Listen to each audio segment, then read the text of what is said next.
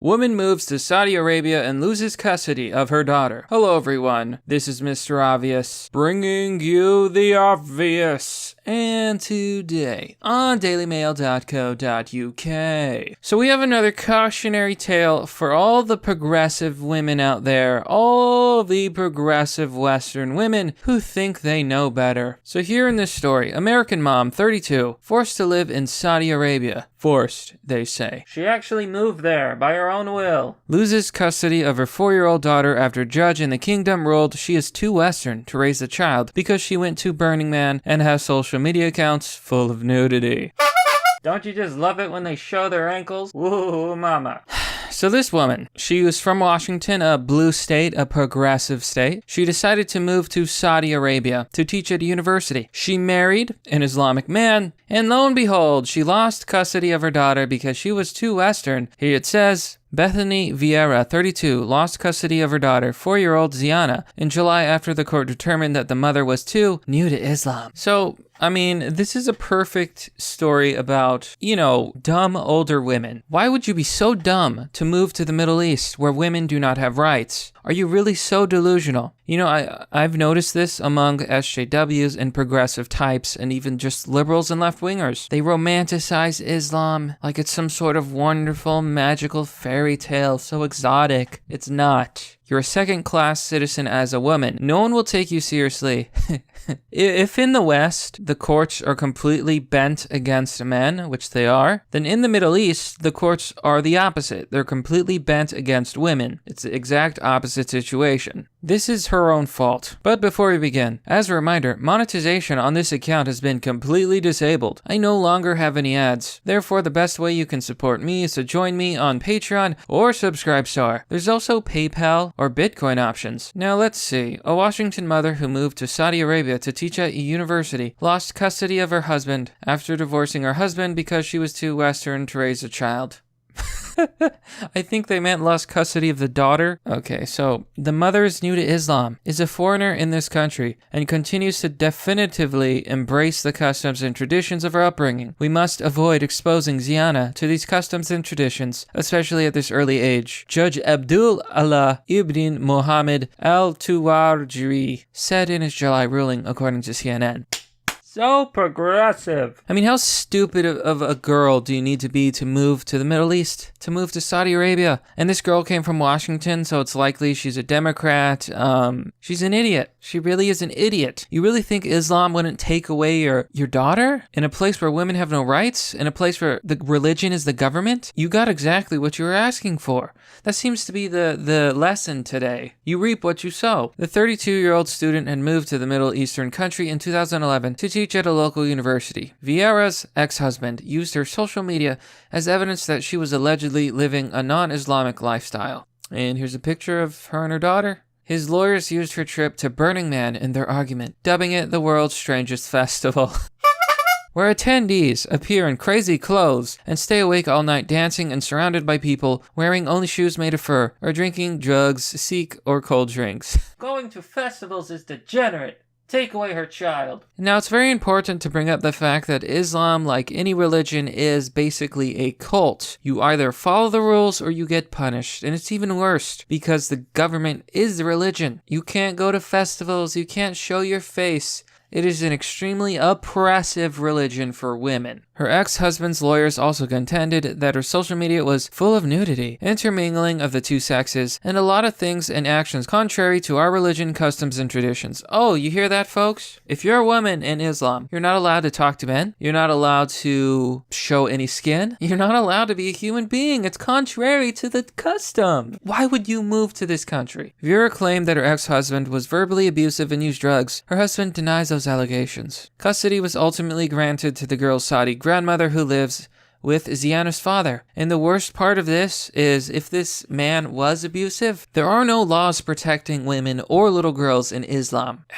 I'm sorry to say it, but I don't think that girl is safe. But she brought it on herself. She should have never moved to Saudi Arabia. So, the fact that the father is residing with his mother is likely a temporary situation, the judge stated, knowing that it is in men's nature not to stay at home and not to honor/fulfill parental roles themselves. Oh, really? Her parents share that there is a warrant out for her arrest because she missed a child visitation from her ex-husband, which they claim she didn't know about. They also claim that the woman has been banned from leaving the country for the next 10 years, failing to provide a reason as to why. She wants to have the rights to come and go. She used to have that right. Miran Vieira, the woman's father, said. That's what what do you expect? What do you expect when you move to a backwards place full of backwards people who shit on your progressive ideals, who shit on your liberalism, who shit on left-wing ideology? They don't give a shit. They're Saudi Arabia. They do what they want. They put the women in what they believe is the woman's place. Oh, and you want to whine. See, this is why I hate feminism. Feminists are always whining and complaining.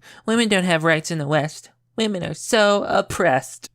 Yeah, you should move to the Middle East then. I'll bet you'll like it better. No, you have it good. You have it too good, in fact. You have no idea what it's actually like to live in a society that doesn't put up with women. In Saudi Arabia, a woman's testimony is treated as only worth half of that of a man's. In court, she's treated like a child, like a minor, her mother added. Speaking generally, the U.S. Department of State and our embassies and consulates abroad have no greater responsibility than the protection of U.S. citizens overseas. U.S. citizens abroad are subject to local laws, they added. In other words, the United States isn't going to do shit. If you go somewhere else in the world, you're screwed. You have to abide by their laws, which is really funny and hypocritical considering that the US is so quick to pluck you when you run away from the US and try to escape their laws. Marian shared that her daughter refuses to go down without a fight and plans to appeal the decision. Bethany won't give up because that's her daughter, he said, and it makes perfect sense that she won't give up. We also realize that she may lose her life doing this, or we may never see her again. Well, why'd you let her move to the Middle East? Why did you let her move to Saudi Arabia? Why?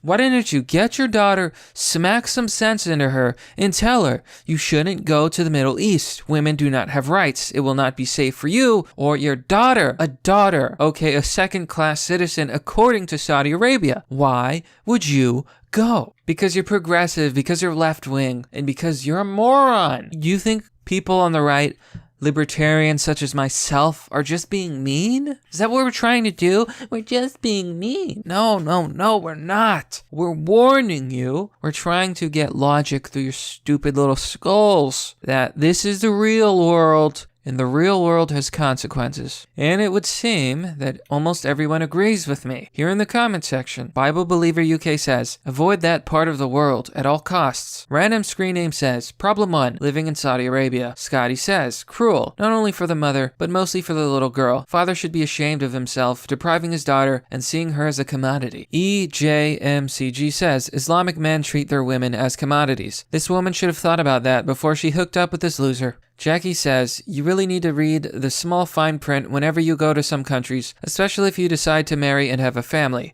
She may lose her daughter forever. Jock McHiggins replies, no different to the many thousands of men who lose custody of their children in the UK each year. And as you can see, he has far more downvotes than upvotes. Brighton Early says that there's no comparison. Go fuck yourself. That's exactly what I'm talking about. In the West, it's inverted. Men are screwed over in the courts. They only listen to the women. Women get their children. They get alimony. They get everything. It's the opposite in Saudi Arabia. Honestly, if I had to choose, I'd probably side with Saudi Arabia, because at least it would be on my team. You see these dumb women who say there's no comparison, it's not the same. Oh, really? Really? It's not the same. This is why I have no pity. Idiots. Robert says, unfortunately, she won't get very far with a Saudi judge. They pretty much always side with the father in such cases. And this isn't the first time it's happened, and it's not the last. Too many dumb, young, liberal women who think they know it all, who think the world is just one big oyster. It's very simple. Do not marry into Islam if you want to have equal rights. But that's merely the obvious. Well, that's all for now, folks. What do you think about this case? Do you think this American mom is the victim? What do you think can be done to prevent this? Honestly, be sure to let me know. Now, just a reminder, but you can join me on Patreon or Subscribestar for as low as $1. There are different tiers. You can pick whatever you want. Doing so will get you access to Fight Club, a private Discord server. You can also donate on PayPal, which also has monthly options if you want to do it that way. And there's also Bitcoin.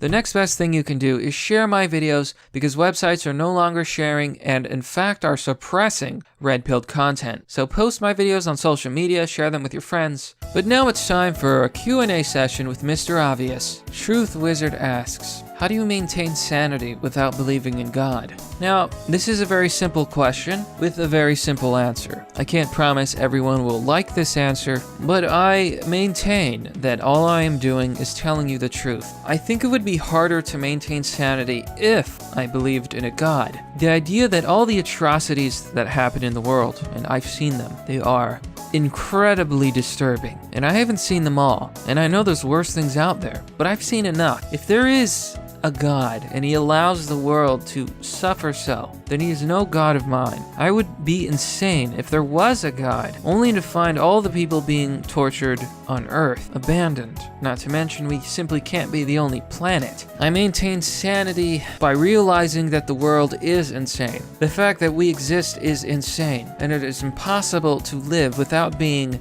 in sanity. To me, sanity is seeing the world for what it is. There is no light at the end of the tunnel. And if you want my answer, if you want to know what I think the solution is, it's simple. If mankind was born in a world without gods, mankind should strive to become the world's gods. We should transcend, exceed our physical limitations, and get to the point where we can uplift ourselves into a higher state of being. No one is going to help us, so we have to help ourselves. That is how I maintain this so-called sanity, if you can call it that. As always, thanks for watching. This has been Mr. Obvious, and I'll see you all next time.